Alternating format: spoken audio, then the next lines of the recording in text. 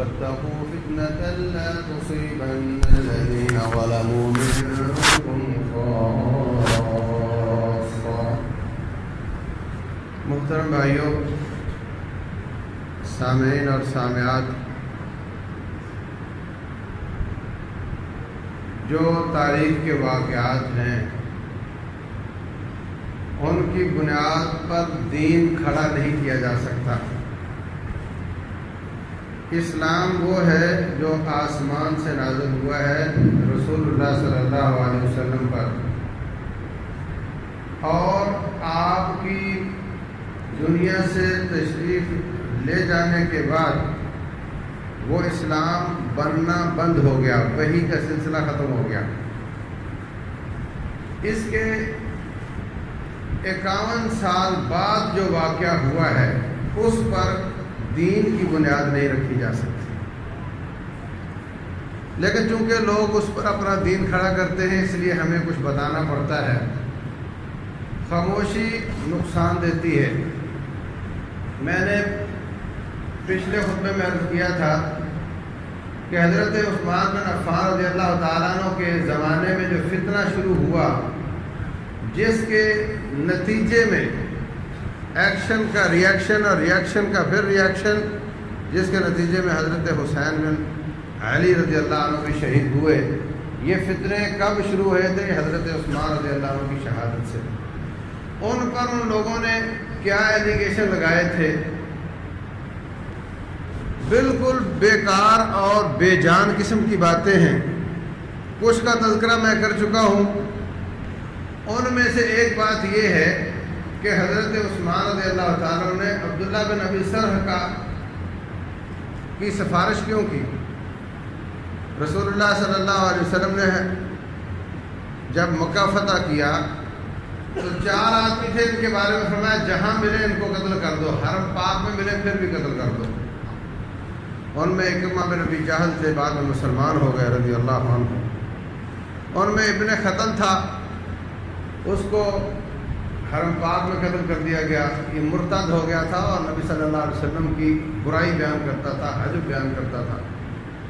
ان میں ایک عبداللہ بن ابی سرح تھا۔ حضرت عثمان بن عفان رضی اللہ تعالیٰ عنہ اس کو لے کر آئے، کہتے ہیں آپ اس کی بیعت قبول کر لیں۔ اب ان میں حضرت اکرمہ ہیں، ان کی بیعت قبول ہو گئی ہے، یاد رکھیں اس بات کو۔ اور یہ دوسرا آدمی جس کو قتل کا حکم ہے، حضرت عثمان فرماتے ہیں اس کی آپ بیعت قبول کر لیں۔ آپ خاموش رہتے ہیں، وہ پھر کہتے ہیں، آپ پھر خاموش رہتے ہیں، آپ پھر کہتے ہیں، پھر آپ اس کی بیعت لے لیتے ہیں۔ بیعت لینے کے بعد فرمایا آپ کو میرا لیٹ ہونا سمجھ نہیں آ رہا تھا؟ جب میں لیٹ ہو رہا ہوں، پسو پیش کر رہا ہوں، تو آپ اس کو قتل کر دیے ہوتے۔ تو کہتے جی آپ کو کم از کم اشارہ ہی کر دیتے۔ تو فرمایا نبی کے لیے لائق نہیں کہ وہ آنکھوں کے اشاروں سے باتیں کرے۔ نبی صلی اللہ علیہ وسلم نے اس کی بیعت قبول فرما لی۔ اب یہ بلوائی حضرت عثمان پر یہ تانا لگا رہے ہیں کہ انہوں نے اس کی سفارش کیوں کی۔ اور بعد میں جب سفارش قبول ہو گئی، بیعت ہو گئی، سٹیٹس اس کا ایک صحابی کا بن گیا، اس کے بعد اس کو کوئی ذمہ داری بھی دی جا سکتی۔ پھر ایک بالکل بیکار قسم کی بات کرتے ہیں کہ حضرت عثمان بن عفان رضی اللہ عنہ نے حضرت عمار بن یاسر کو مارا۔ یہ شاید میں پہلے بیان کر چکا ہوں کہ ایک امیر المومنین ہے، وہ کسی کو کسی وجہ سے مار سکتا ہے۔ اس کا مارنا بسا اوقات حق بجانب ہو سکتا ہے۔ جیسے میں نے مثال دی تھی کہ کلاس شرارت کر رہی ہے، استاد آتا ہے، سب کے ایک ایک لگا دیتا ہے، ہو سکتا ہے ان میں کوئی شرارتی نہ بھی ہو، تو کیا استاد کو پکڑ کے اتنے درے مارے جائیں گے؟ ایک کلاس میں اس طرح کا انصاف ممکن نہیں ہے۔ اور ایک امیر المومنین جو آدھی سے زیادہ دنیا کا خلیفہ ہے، وہ اگر کسی کو سزا دیتا ہے تو یہ کیا اس کے خلاف خروج اور اس کو شہید کرنے کا سبب بن سکتا ہے؟ اور حقیقت یہ ہے کہ انہوں نے صاف کہا تھا یہ سزا اس کو میں نے نہیں دی، میرے نائب نے دی ہے، میں نے اس کو نہیں کہا تھا۔ اور اگر یہ زیادہ بات ہے تو میرے ہاتھ سے اگر مارا ہے تو اس سے آپ بدلہ لے لو، اس کو مار لو آپ۔ بالکل فضول بات ہے۔ پھر ایک بات کرتے ہیں کہ حضرت عثمان بن عفان رضی اللہ عنہ مارکوں میں شریک نہیں ہوئے، نمبر ایک بدر میں شریک نہیں ہوئے۔ ایک شخص آیا ان میں سے حضرت عبداللہ بن عباس کے پاس رضی اللہ عنہ، صحیح بخاری میں ہے، آپ جانتے ہیں کہ حضرت عثمان بدر میں نہیں تھے؟ بولے ہاں۔ اور بیعت رضوان میں بھی نہیں تھے؟ بولے ہاں۔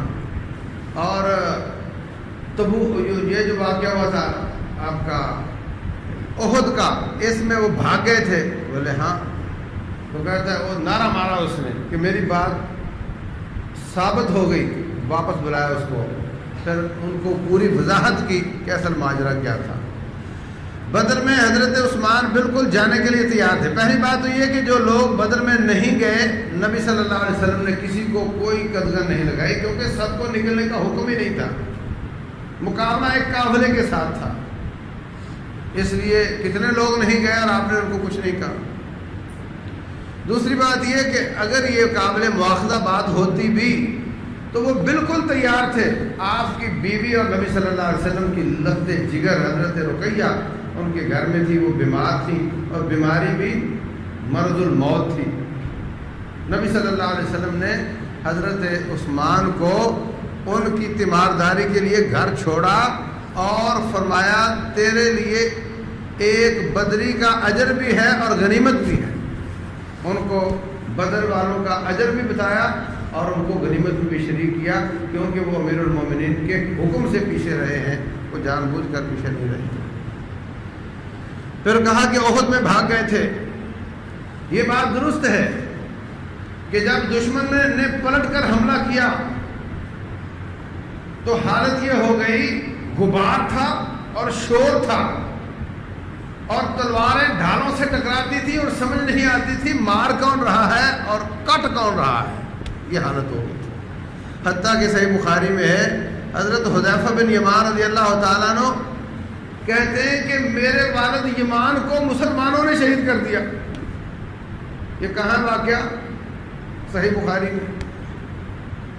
کہتے میں لوگوں کو کہہ رہا ہوں بھائیوں میرے والد ہیں، اور جب تک میری آواز، اتنا شور تھا، جنگ تھی، گھوڑے ہنہنا رہے ہیں، ٹکرا رہے ہیں، تلواریں تلواروں سے اور ڈھالوں سے ٹکرا رہی ہیں، اتنا شور اور غبار ہے، ان کو سمجھ نہیں آئی۔ جب تک میری بات کسی کو سمجھ آئی اس وقت تک میرے والد شہید ہوتے تھے۔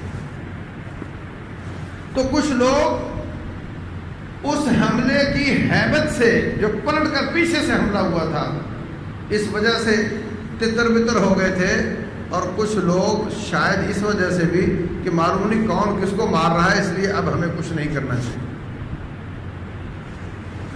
تو حضرت عثمان بن عفان رضی اللہ تعالیٰ عنہ بھی ان میں سے تھے جو میدان معرکہ سے ہٹ گئے تھے، بعد میں واپس آ گئے۔ اللہ تبارک و تعالیٰ فرماتے ہیں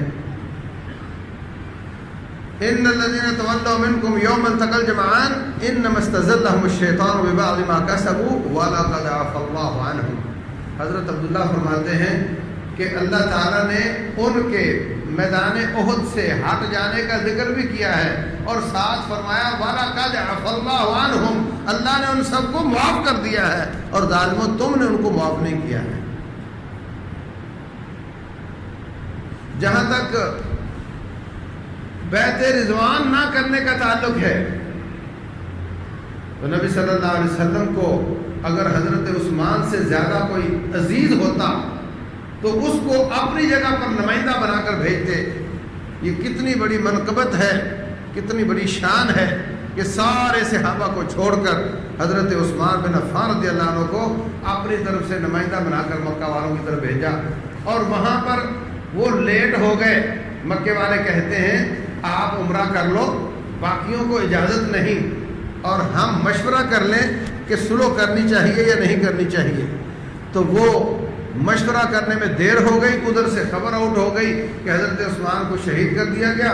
نبی صلی اللہ علیہ وسلم نے بیعت کی، اور بیعت میں کیا تھا؟ حضرت سلمہ بن اکوع رضی اللہ عنہ سے کسی نے پوچھا علامہ بایعتم رسول اللہ صلی اللہ علیہ وسلم، کس بنیاد پر بیعت ہوئی تھی؟ کہا بایعناہ علی الموت، ہم نے موت پر بیعت کی تھی، آج کٹ جائیں گے، حضرت عثمان کا بدلہ نہیں چھوڑیں گے۔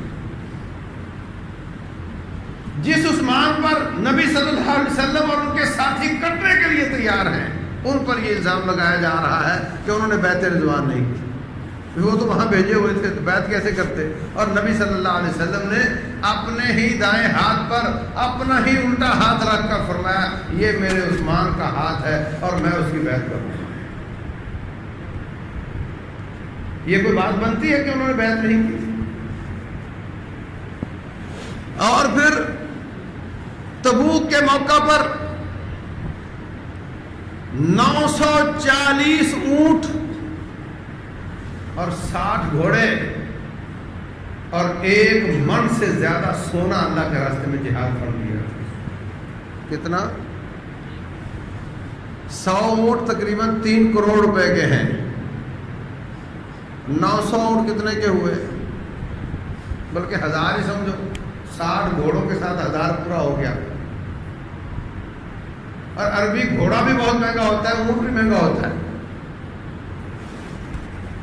تو اندازہ لگاؤ کہ 30 کروڑ روپے کے گھوڑے اور اوپر سامان بھی لدا ہوا ہے اور زینے بھی ساتھ، ہر چیز مکمل ہے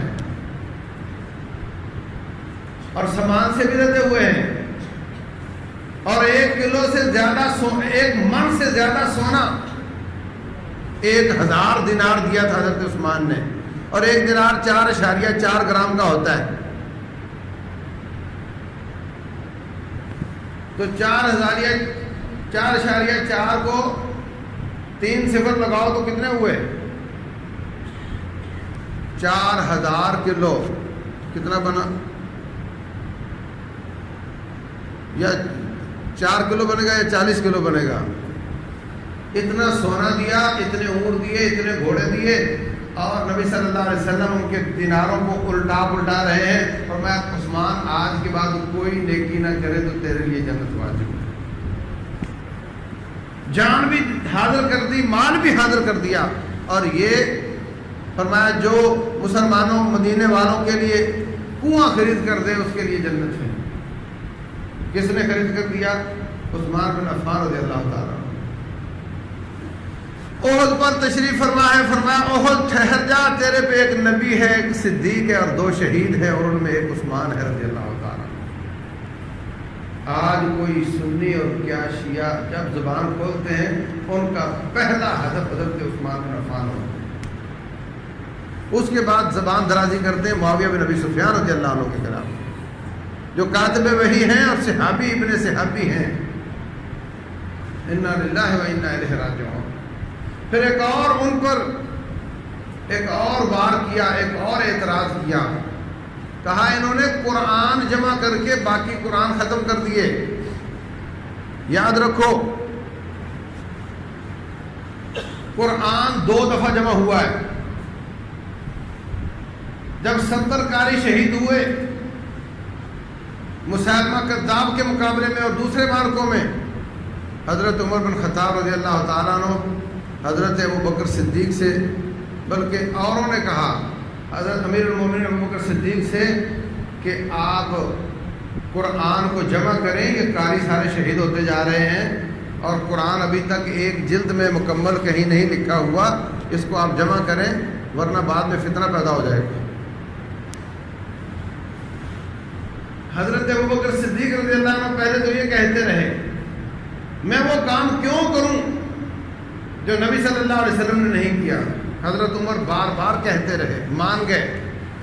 پھر حضرت زید بن ثابت رضی اللہ عنہ ان کی ڈیوٹی لگائی کہ آپ یہ قرآن جمع کریں، تو کہیں چمڑے کے ٹکڑوں پہ، کہیں پتوں پہ، اور کہیں کھجور کے درخت کی ٹہنی جہاں سے درخت کے ساتھ جڑتی ہے وہاں سے چوڑی ہو جاتی ہے، اس پہ لکھا ہوا تھا۔ ساری آیات کو جمع کیا اور جتنے لوگ حافظ تھے ان کے ساتھ ٹیلی کیا، اور ٹیلی کرنے کے بعد قرآن کا نسخہ بنایا، اور بعد میں وہ جو 1 آیت 2 آیت کے ٹکڑے تھے ان کو ضائع کر دیا۔ اب تک قرآن 7 حرفوں پر تھا۔ اچھی بات سمجھ لو، اچھی طرح سمجھ لو، 7 حرفوں پر قرآن نازل ہوا تھا۔ 7 حرف کیا تھے؟ یہ عربوں کے 7 قبائل تھے جن کے لہجہ میں ان کو قرآن پڑھنے کی اجازت تھی۔ اس کی ایک مثال آپ کو دیتا ہوں، وَتَكُونُ الْجِبَالُ كَالْعِهْنِ الْمَنْفُوشِ، عہن کا معنی اون، جو چھترے کی کھال پر ہوتی اون، اور صوف کا معنی بھی ہوتا ہے اون۔ ایک قبیلہ اون کو عہن کہتا ہے، دوسرا قبیلہ اس کو صوف کہتا ہے۔ یہ اجازت تھی کہ یہ 7 قبیلے قرآن کے الفاظ کے مترادفات کو استعمال کر سکتے ہیں۔ جن کے لہجے میں عہن زیادہ مشہور ہے یہ تھے ہاشمی، یہ وَتَكُونُ الْجِبَالُ كَالْعِهْنِ الْمَنْفُوشِ پڑھیں گے، اور جن کے قبیلے میں عہن کی جگہ پر صوف کا لفظ معروف ہے وَتَكُونُ الْجِبَالُ كَالصُّوفِ الْمَنْفُوشِ، وہ یہ پڑھیں گے۔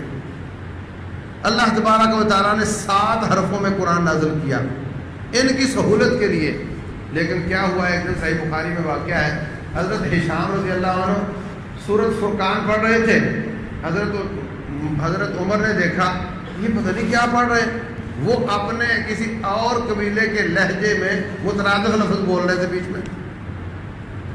کہتے میرا دل چاہے کہ میں اس کے گلے میں رومال ڈالوں اور اس کو نماز بھی پوری نہ کرنے دوں اور لے جاؤں اس کو، لیکن میں نے تھوڑا صبر کیا۔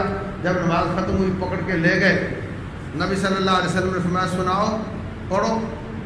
ہشام نے پڑھی تو فرمایا بالکل صحیح پڑھی۔ عمر آپ پڑھو وہی صورت، انہوں نے پڑھی تو کہا بالکل صحیح پڑھی۔ دونوں نے ایک صورت مختلف اپنے اپنے لہجوں میں پڑھی تو کہا بالکل درست پڑھی۔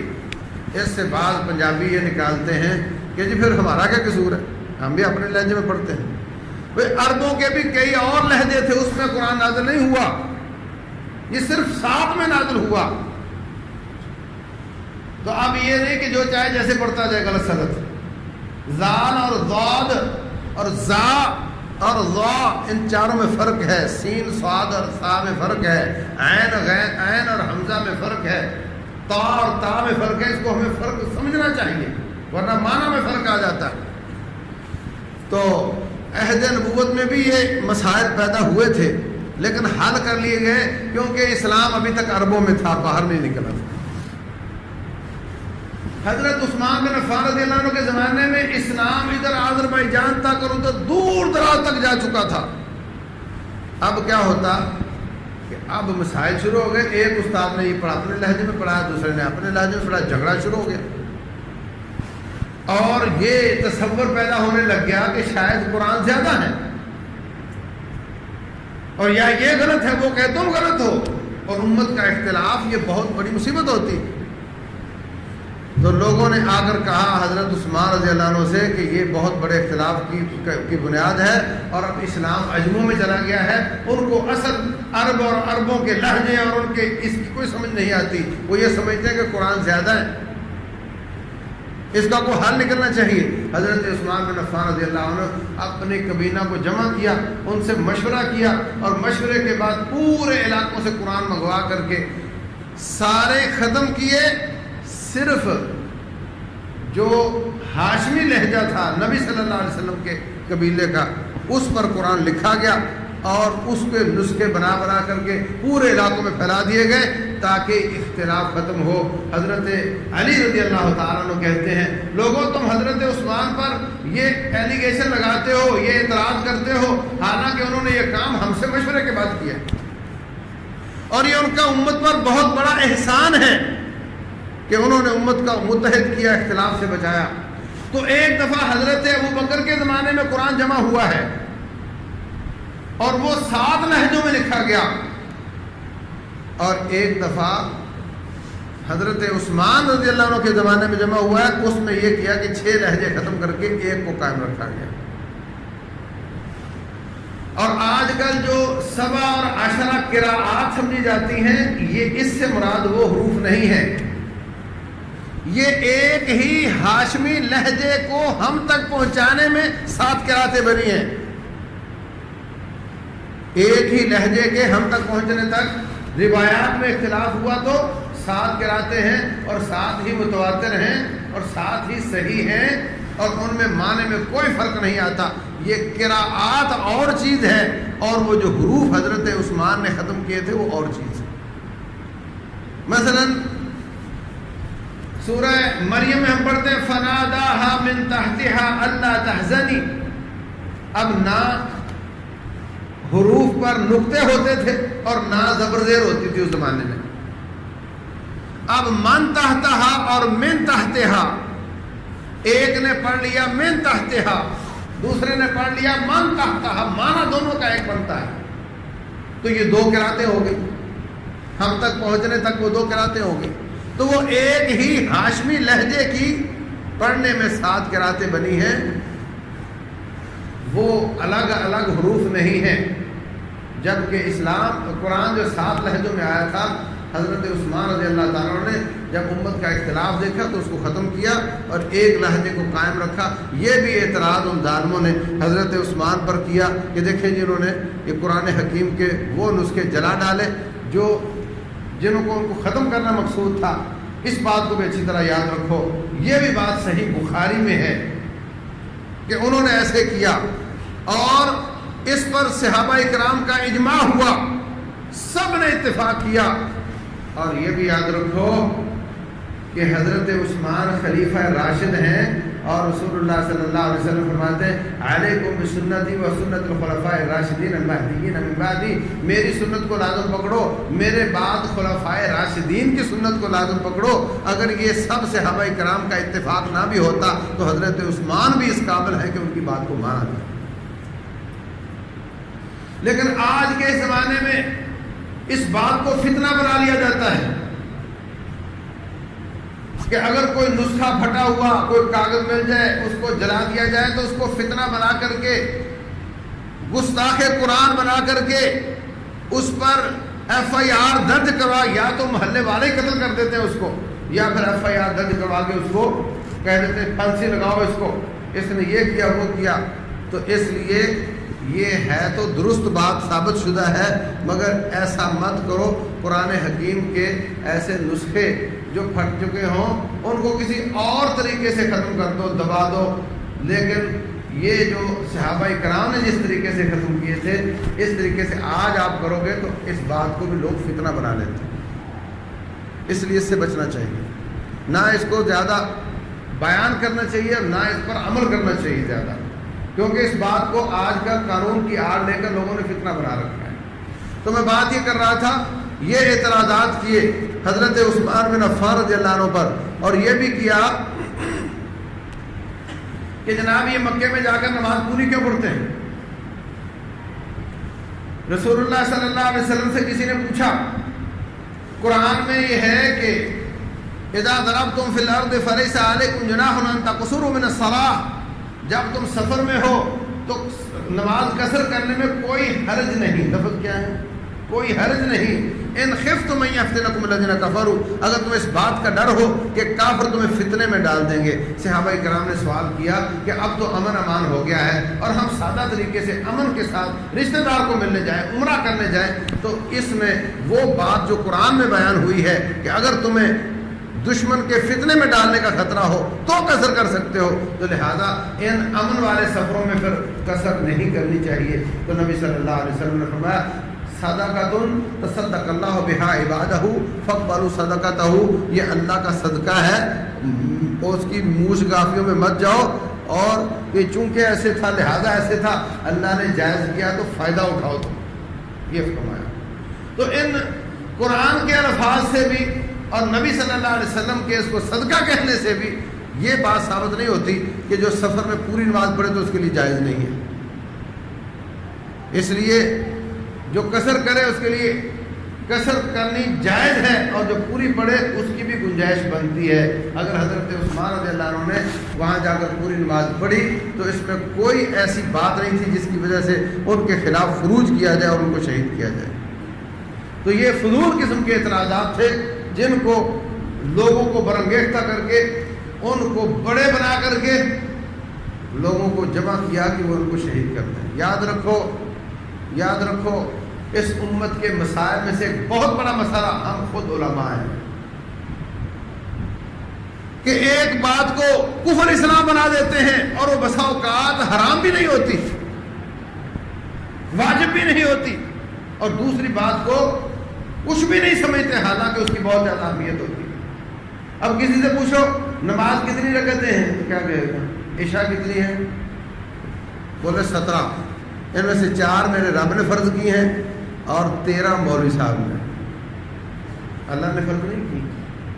ان کو چھوڑنے والا گناہ گار نہیں ہے، مگر فرض چھوڑ کر سنت فجر کی پڑھ رہے ہوتے ہیں۔ کیوں؟ کہ ہم نے ان کی اہمیت زیادہ بیان کی۔ مجھے لاہور سے فون آیا، کہتا ہے میرا بھائی برطانیہ سے آ رہا ہے پاکستان، تو راستے میں جدہ میں اتر کر عمرہ کرتے ہوئے آنا چاہتا ہے۔ تو ٹھیک، اچھی بات ہے۔ تو کہتا ہے کہ وہ اس نے دراصل بیٹا پیدا ہوا ہے تو برطانیہ والے 2 سال سے پہلے ختنہ نہیں کرنے دیتے، تو وہ ختنے کے بغیر بچہ حرم پاک میں جا سکتا ہے۔ میں نے کہا بتاؤ کہ اس کے ابے کی داڑھی ہے؟ کہتا ہے نہیں۔ میں کہا جب ابا جا سکتا ہے تو بیٹے کا کیا قصور ہے؟ کہتا کیا مطلب، کہاں داڑھی اور کہاں ختنہ؟ میں نے کہا کہاں وہاں نہیں ہے، ایک ہی حدیث ہے، 10 من الفطرہ، 10 چیزیں فطرت سے تعلق رکھتی ہیں، اسی میں ناخن ترشوانا ہے، اسی میں جسم کے اضافی بال ہیں، اور اسی میں ختنہ ہے، اسی میں داڑھی کو چھوڑنا ہے، اسی میں مونچھوں کو کاٹنا ہے۔ ان میں سے ایک ختنے کو تم نے مسلمانی قرار دے کر جو نہیں کرواتا اس کو کافر قرار دے دیا، اور معصوم بچہ حرم میں نہیں جا سکتا، اور داڑھی روزانہ چھیلتے ہو شرم نہیں آتی؟ وہ بھی اسی حدیث میں ہے۔ اور پھر داڑھی کی 4 تاکیدیں مزید آئیں، اوفو معاف کرو، اور خو لٹکایا کرو، گرا نہ لگایا کرو، اوفو وافر کرو، وفیرو، 4 حکم میرے مصطفیٰ علیہ السلام کے۔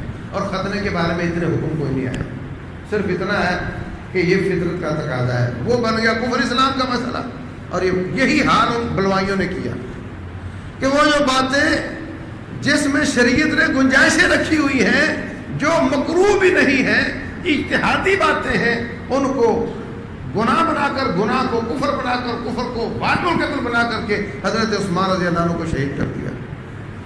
اور جو بڑی بڑی مصیبتیں، ایک حرم پاک کی عزت کو پامال کرنا، حرم پاک جس میں کبوتر کو مارنا جائز نہیں ہے، اس میں حضرت عثمان کو شہید کیا گیا۔ یہ کفر کسی کو نظر نہیں آیا۔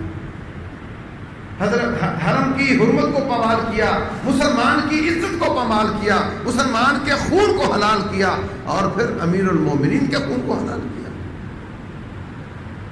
اس پر کسی کی نظر نہیں گئی اور نہ کسی نے توجہ دلائی۔ اور وہ چھوٹی چھوٹی باتیں، یہ نماز پوری کیوں کی ہے؟ انہوں نے ایک اور اعتراض کہتے ہیں جی انہوں نے اپنے گھوڑوں کے لیے، اونٹوں کے لیے جگہ خاص کر دی ہے، ادھر اور کوئی نہیں چلا سکتا اپنے جانور۔ حضرت عثمان کہنے لگے کہ یہ میں نے نہیں کیا، حضرت عمر بن خطاب نے بیت المال کے اونٹوں کے لیے جگہ خاص کی ہوئی تھی، اور اب فتوحات زیادہ ہوئی، بیت المال کے اونٹ زیادہ ہوئے تو میں نے جگہ زیادہ کر دی ہے۔ یہ تو پہلے سے چل رہا ہے۔ یہ بھی ایک اعتراض ہے۔ لا حول ولا قوت الا باللہ۔ تو عزیز بھائیو، اسلام بیلنس ہونا چاہیے، آپ کا رویہ، آپ کا عقیدہ، آپ کا عمل بیلنس ہونا چاہیے، عدل کی بات کرنی چاہیے۔ چھوٹی چھوٹی باتوں کو لے کر ان کو پہاڑ بنا کر کے مسلمان کی عزت اور مال اور جان سے کھیلنا قطعی طور پہ لائق نہیں ہے۔ یہ کام انہوں نے کیا، حضرت عثمان کو شہید کیا، اور اس کے بعد بہت بڑے فتنوں کا دروازہ کھل گیا، جس کا تذکرہ آئندہ انشاءاللہ کریں گے۔ اللہ تبارک و تعالی سمجھنے اور عمل کرنے کی توفیق عطا فرمائے۔